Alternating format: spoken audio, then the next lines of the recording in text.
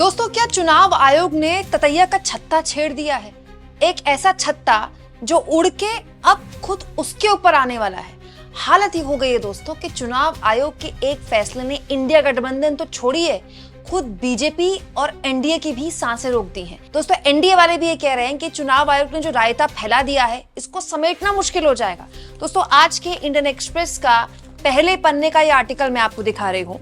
इस आर्टिकल में जो पहली हेडलाइन आपकी नजर में आएगी वो यहाँ पर देखिए लिखा हुआ है, Bihar rolls revision will defranchise 2 crore voter, India bloc to EC. कल इंडिया गठबंधन चुनाव आयोग से मिला है। चुनाव आयोग से इंडिया गठबंधन ने कहा है कि जो रिविजन आप कर रहे हैं ठीक चुनाव से पहले वोटर्स का, उसे 2 करोड़ वोटर बाहर हो जाएगा, वोट नहीं दे पाएगा। इस हेडलाइन पर तो आपकी नजर पड़ेगी, लेकिन उसके ठीक नीचे दोस्तों एक बड़ी इंटरेस्टिंग हेडलाइन है। जरा देखिए दोस्तों, ये हेडलाइन देखिए, बीजेपी के अंदर, एनडीए के अंदर चुनाव आयोग के इस फैसले से कैसे छटपटाहट मची हुई है। जरा देखिए, इसमें लिखा हुआ है, BJP's Bihar ally also uneasy, fear genuine voters will be left out. BJP के जो बिहार के एलाय है ना, जो एनडीए के सहयोगी हैं, वो भी इस बात को लेकर चिंता में हैं कि जो चुनाव आयोग ने ठीक चुनाव से पहले वोटरों का रिवीजन शुरू कर दिया है, इससे जो जेन्युइन वोटर है, जो सही वोटर है, वो कहीं छूट जाएगा। दोस्तों, इंडियन एक्सप्रेस ने बकायदा जेडीयू और लोक जनशक्ति पार्टी यानी कि चिराग पासवान की पार्टी के लोगों से गुप्त तरीके से बात की। किसी ने अपना नाम नहीं बताया है, क्योंकि नाम बताएंगे तो पार्टी के अंदर दिक्कत पैदा हो जाएगी। दोस्तों, इस आर्टिकल में साफ लिखा है, ना केवल जेडीयू, ना केवल चिराग पासवान की पार्टी बल्कि बीजेपी के नेता भी कुछ कहते हैं कि इससे कुछ जेन्युइन वोटर छूट सकते हैं। देखिए, यहाँ पर लिखा हुआ है, pointing to the levels of literacy and poverty, the lack of access to administrative remedies in the state, the leader said many people, especially the poor and those for marginalized group, might not have any 11 documents the EC have sought as proof of date and place of the birth.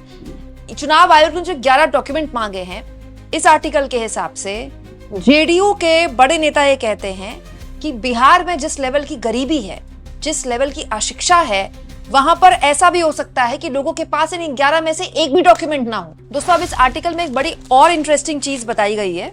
देखिए, यहाँ पर लिखा हुआ है दोस्तों, LJP के एक नेता को हवाला यहाँ पर बनाया गया है, जिसमें लिखा गया है, ultimately party workers will have to ensure.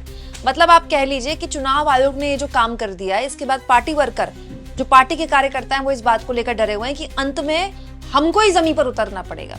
LJP के कार्यकर्ता, एलजेपी के नेता बिना अपना नाम लिए यहाँ पर बताते हैं। और तो और दोस्तों, यहाँ पर ये भी साफ तौर पर देखिए दोस्तों, इस आर्टिकल में एक और चीज बहुत इंपॉर्टेंट लिखी हुई है। रजिस्ट्रार जनरल ऑफ इंडिया का डेटा बताता है दोस्तों कि 2000 में, साल 2000 में भी केवल 1,19,000 ही बच्चे थे जिनका रजिस्ट्रेशन हुआ था।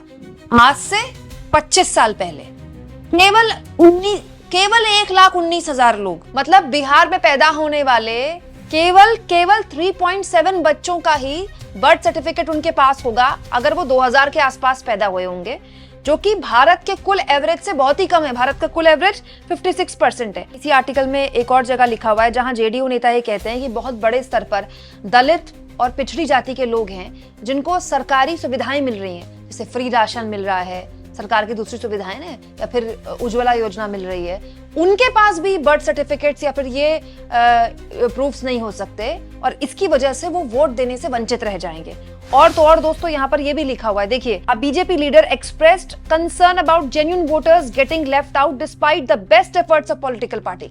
एक बीजेपी के नेता तक कह रहे हैं कि हम कितना भी प्रयास कर लें तो भी कुछ जेन्युइन वोटर छूट ही जाएंगे।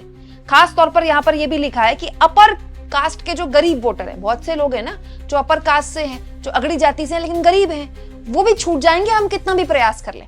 मतलब पॉलिटिकल पार्टीज, एनडीए के अलायंस भी मानते हैं कि ये जो वक्त दिया गया, ये वक्त ठीक नहीं है, कम से कम इसमें 1 साल का वक्त लगता है, इतनी जल्दी ये सब करने की क्या जरूरत थी। आप जेन्युइन वोटर्स को अपने एक तरह से पीछे छोड़ देंगे।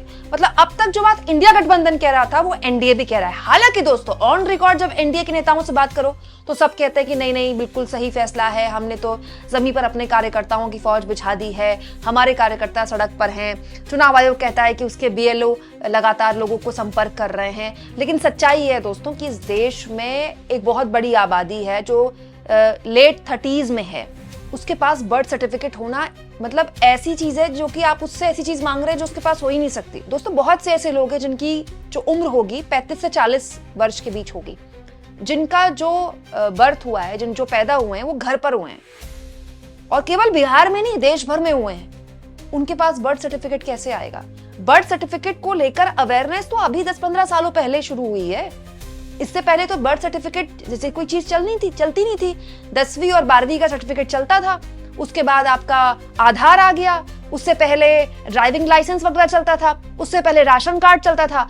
अब आधार को आपने हर जगह मैंडेटरी कर दिया। सोचिए आप आधार कार्ड दिखाकर एयरपोर्ट के अंदर दाखिल हो सकते हैं, आधार कार्ड दिखाकर आप वैक्सीन लगवा सकते हैं कोविड की, लेकिन आधार कार्ड अब इसमें अमान्य कर दिया गया है। इसलिए मैंने शुरुआत में आपसे कहा कि एक ऐसा ततैया का छज्जा है जिस पर चुनाव आयोग ने हाथ लगा दिया, चुनाव आयोग की हालत खराब हो जाएगी। क्योंकि दोस्तों ये इसलिए भी चिंताजनक है, हमारे देश में वोटर के पास चुनाव आयोग जाता है, हमेशा ये हुआ है। ये पहली बार है जब वोटर से कहा जा रहा है अब आप बताइए, अब आप प्रूफ हमको दीजिए। और हमारे देश में दोस्तों चुनाव की प्रक्रिया को लेकर अभी भी लोगों को जागरूक करना पड़ता है कि घर से बाहर निकलिए, वोट कीजिए। तो ये वोट देना, घंटों लाइनों में खड़ा करना लोगों की ड्यूटी है, ये कोई नेसेसिटी नहीं है। बहुत से ऐसे लोग हैं जिनको ये इतना बड़ा बोझिल काम लगेगा, उनको लगेगा हम छोड़ो यार वोट नहीं देते। तो इससे नुकसान किसका है? लोकतंत्र का नुकसान है ना भाई। जो जेन्युइन वोटर है, जिसको लगता है कौन इतने लंबे पचड़े में फंसे, कौन अपने डॉक्यूमेंट दिखाए, वोट देकर कौन सा हम क्या उखाड़ लेंगे। एक बहुत बड़ी सोच है देश में जो कि नहीं होनी चाहिए। हमारे एक वोट से क्या फर्क पड़ता है, हमारा नाम भी नहीं था, हम अपना काम करें कि वोट दें। भाई बिहार में एक बहुत बड़ी आबादी है जो पलायन करती है, जो देश के दूसरे हिस्सों में काम करने जाती है, स्पेशली वो वोट देने के लिए जाती है। अब आप उनसे कहेंगे कि क्या वोट देने के लिए तो बाद में आएगा, पहले आप आकर अपना प्रूफ दीजिए, तो ये तो पॉसिबल नहीं है ना। एक बहुत बड़ी आबादी है जो बाढ़ग्रस्त रहती है। हमारे घरों में दोस्तों एक बैग होता है जिसमें हम अपने सारे सर्टिफिकेट रखते हैं। बिहार में या देश के कई राज्यों में ऐसी आबादी भी है जिनके पास बैग भी नहीं है वो सर्टिफिकेट रखने के।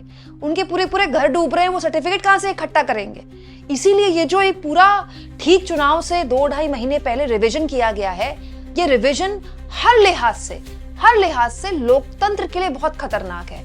और चुनाव आयोग को भी सोचना पड़ेगा दोस्तों। ये जिस तरह की डिससेटिस्फैक्शन पार्टियों के बीच पैदा हो रही है, इसको लेकर ये भी बहुत पॉसिबल है कि ये मामला कोर्ट तक चला जाए।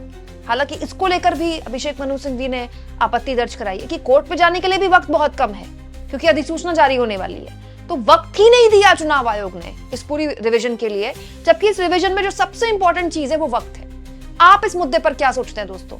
एक ऐसा दौर जिसमें नोएडा, मुंबई, पुणे जैसे शहरों में वोट देने के दिन लोग छुट्टी पर चले जाते हैं, घूमने चले जाते हैं, वहां आप गरीब आदमी से इतना आप उसके क्या एक्सपेक्ट कर रहे हैं कि पहले वो वोट देने से पहले वो ये बताए कि उसके पास बर्थ सर्टिफिकेट है कि नहीं है, उसके माता पिता का बर्थ सर्टिफिकेट है कि नहीं है। मतलब ये तो हद दर्जे की संवेदनहीनता है। कमेंट बॉक्स में जरूर लिखिए दोस्तों, और जितना हो सके चैनल को शेयर भी करें, सब्सक्राइब भी करें, और थैंक्स और ज्वाइन, ये 2 ऑप्शन है दोस्तों। इसके जरिए आर्थिक तौर पर भी आप चैनल के हाथ मजबूत कर सकते हैं।